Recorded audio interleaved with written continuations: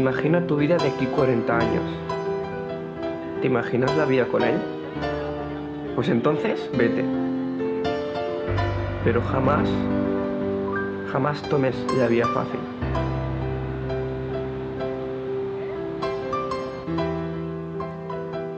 Llevo escribiéndote cartas cada día durante 7 años. ¿Podrías dejar de pensar en los demás?